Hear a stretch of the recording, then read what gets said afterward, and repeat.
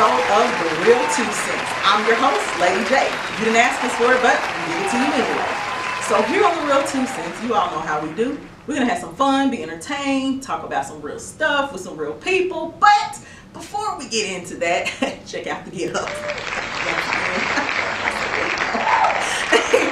So, you know, Miss Stylist Leo Rochelle, she gets me right from head to toe every single time. And shout out to Genetic Dreams for the gear, the top.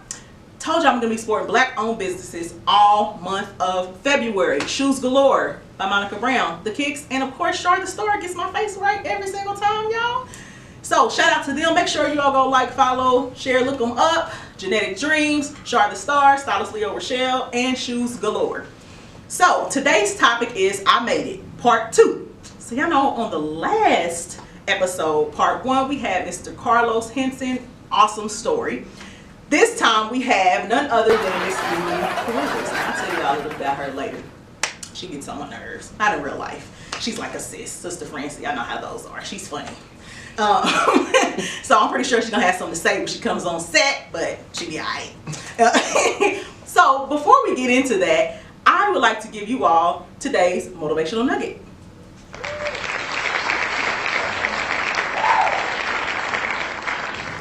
So for today's motivational nugget, I made it, Part 2. So I grew up without a father, and there was a time where I didn't know who I was, and everything that I thought I was always tied to someone else, usually a guy. So whether they loved me or not, determined what I saw my value as far as being loved, whether they complimented me or not, determine whether or not I felt like I was beautiful enough or enough, period, and things of that sort. I did not think that I would ever get to a point where I would know who I was and love me for me, especially like me for me. But I made it. I made it out of that mindset. So whatever it is that you feel like you need to discover about yourself, make sure that you do understand that your identity and your purpose is not tied to another individual. Everything that you need to succeed in life, everything that you need in order to like you and love you, you're going to find within yourself. Nobody can do that for you. Okay? So that's today's motivational nugget. I made it, Part 2. If I'm possible, then surely you are too.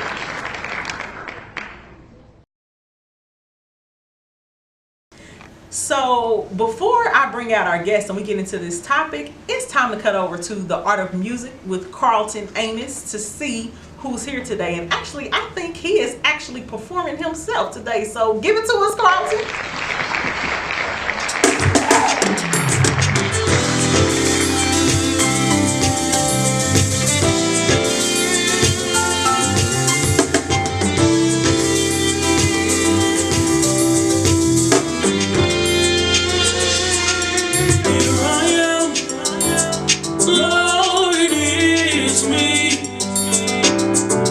Standing in the need of your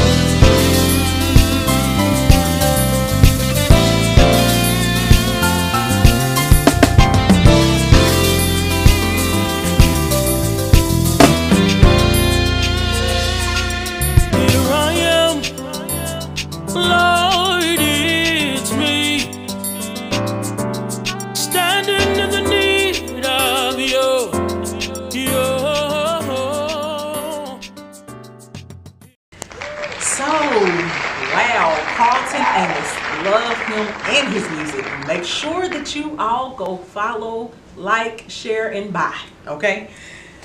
Now we're going to get into today's topic. I made it part 2. So my guest today is none other than Timia Carruthers. I call her Mimi. And she is the author of Child of an Addict. She also has a radio show called Purpose Driven. And she also, I believe, is a social therapist or life coach for young people, helping them overcome addictions. So let's bring out Miss Timia and see what insightful motivation she has for everyone today.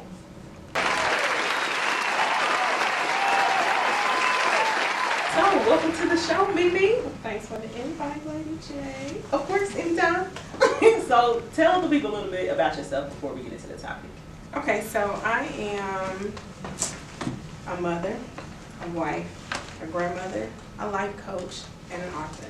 Just to say a few things. Grandmother. You don't look like no grandma. I definitely am. She'll be 30 tomorrow. Happy birthday, B.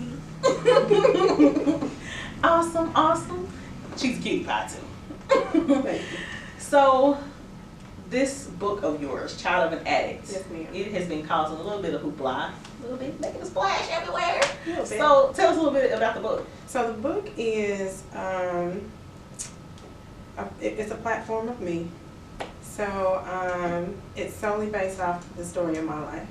So growing up, my great-grandmother raised me. My mother was in the streets. Initially when she had me, she wasn't out there like she was a little bit down the line, but she definitely was an addict. She's been clean and sober now for a couple of years, so that's a blessing. My father was an addict as well. And along with those two, on both sides of that family, my father's father was an addict. My mother's mother was an addict. Even my great-grandmother that raised me was a functional weekend alcoholic. So it was just all around me. Addiction was just everywhere. Okay. So when you hear the words, I made it, what does that mean for you? That means that that phrase or that saying means much more than what it sounds like, especially in a situation that I was in, because you hear people say, oh, you'll be just like her, or you'll be just like him. So when somebody says to me that I made it, in the sense that I'm in today, I can say that I truly did make it, because there's been times when I really didn't think I did. Okay. So tell us, what is the one thing that you struggled with that you didn't think would be possible for you to make it out of, but that you actually did come through? I think it's more of the issues that I had that I just would not admit. Things that I wouldn't admit. Like, I never thought that I would be able to actually receive love unconditionally and give it to anybody other than my children. But now that I know who I am and I've accepted who I am and where I came from, then I'm able to receive that love and give it unconditionally. So what was it that made you feel like you wouldn't be able to receive love? Was it that you felt like you weren't loved, like growing up and things of that sort? It wasn't that I wasn't loved, because my great-grandmother gave me love and gave it to me abundantly. And I know without a shadow of doubt that the love that she gave was unconditional. She didn't even think about it when giving it to me. But it was that the people that I felt that were supposed to love me didn't love me. Right. And that's where I felt like, well, if they don't love me, what makes me think that anybody else can? Right. So it was kind of like you wanted to fill a void, and somehow or another it just wasn't enough while you were growing up. Right. So I can understand that. You know, my father was an addict as well, and he was adopted. So, and somehow or another, the fact that his mom, his biological mother, never came back to get him, completely like destroyed him. So, in that sense, I can see how it could be the same actually for men and women in those circumstances. So, tell me, what are some things that you did as you got older to counteract that feeling that you needed the love of your mother or father or anybody else that you felt should have loved you but didn't? what did you do in order to get over that and learn that what you had was enough? So the first thing that I had to do was accept it. Because for years, I just kind of tossed it away, okay, whatever. But I had to get to a point where I accepted who they were. To actually physically say, you know, they are addicts, they are who they are, they're going to do what they want to do, there's nothing that I can do. It's not my fault that they're the way that they are. And that's what kind of brought me out of the situations and the feelings and the emotions that I was dealing with. Okay.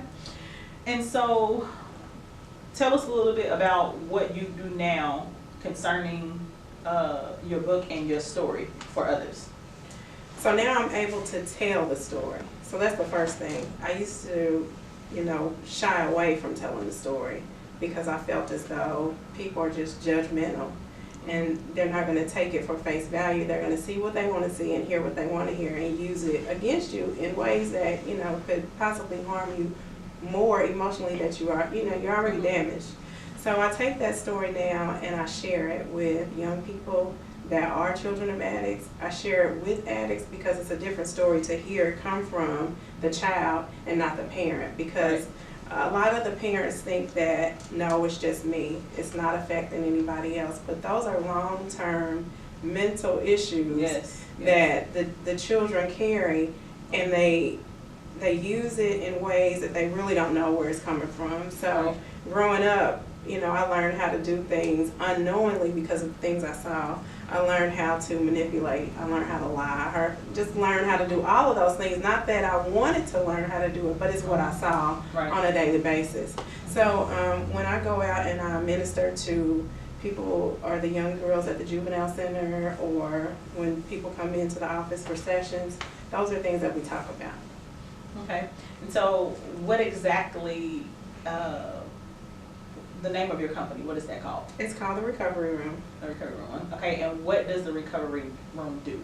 So what I try to, and it's just me, but what I try to do is help them focus on their purpose. Because what I found in myself is that I did not know what my purpose was. I didn't think I had a purpose, to be honest. I didn't know why I was here. I used to question why God would even, you know, why would you even birth me into the situation that I was in? So once I came to grips with, you know, everybody has a purpose. You just got to seek it out. You got to find it. And so a lot of the young people that come through the Recovery Room don't know what the purpose is. They don't have a clue as to who they are in general. So we try to seek out to find out who they are, what they want in life, and make sure that they're straying away from the situations that they see at hand. Okay, that's awesome. So are there any activities and things of that sort involved? So not so much as activities. Now what I do is we do worksheets, and sometimes you might have some homework to take care of before you come back to the next session. But there's no actual setting now.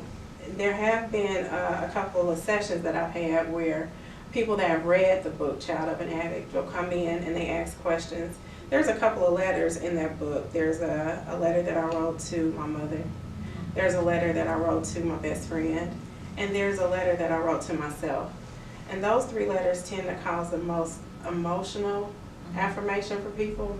So they want to talk about it and discuss, okay, how do I get there? Or what allowed you to get there? I'm trying to get to that place that you are at that moment. So a lot of those things we talk about in sessions, and it may be a group of 10 or so, but I don't take a lot, because when you get a lot of people tend not to talk as much as they would.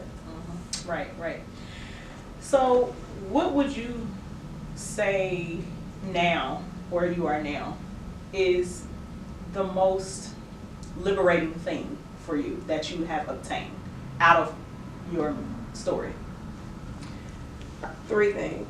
The first one is that I truly love me. And it used to be a thing I didn't know who me was to even know, but now today I can say that I love me. Two, I've accepted my parents for who they are. So I can love them unconditionally, and I can love them without expecting them to love or give me something that honestly they couldn't give me because nobody showed them how to give it. Right. And then the third thing is that I don't have any expectations. So when I go into things now, I'm not expecting to get anything out of it. I just go into it and do it, and whatever comes from it comes.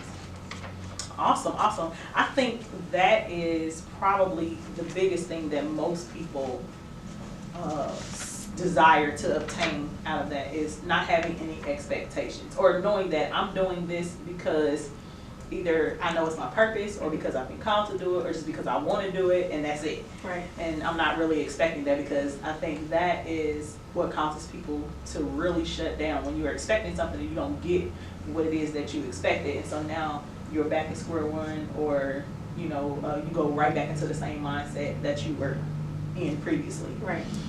So if you could give any advice to someone that is struggling with the same things that you were, what would that be? Well, first you have to have faith. I believe faith is something that, we hear about faith, but do we actually keep the faith and go forth with the faith? So I had to get that in my mindset and in my spirit that, faith is something. So grace, favor, mercy, all of those things. But the thing that I tell everybody in session, even before they walk out the door, some of them are just not encouraged at all. So I leave them with a phrase that I leave with my children and everybody else, and that is continue to push, pray, and press through with a purpose. I like that. 3 P's. 3 of them. So now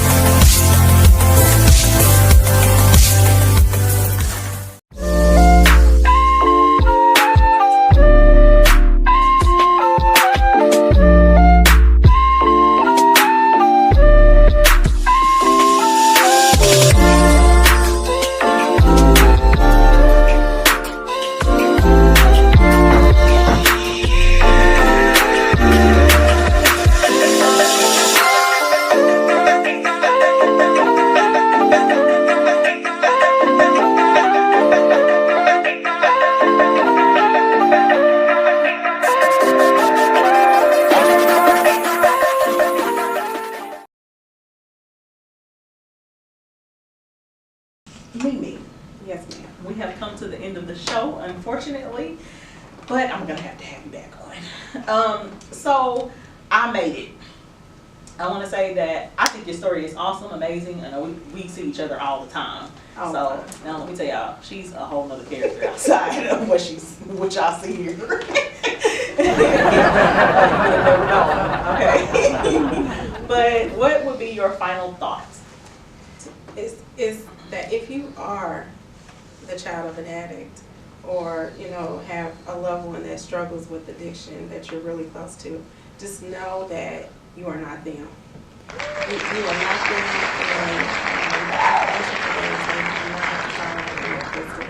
and you make your own decisions. I like that. And can you tell people how to follow you, how they can get in contact? Absolutely. So on social media, I am Timia Carruthers. You can reach me via Facebook, Instagram. Also, the book, Child of an Addict, can be purchased on Amazon, Barnes & Noble, and you can shoot me a message in my inbox. RecoveryRoomIndy.com is the website in which you can schedule life coaching sessions. You can also purchase the book there. Awesome. So, unfortunately, we have come to the end of our show for the day.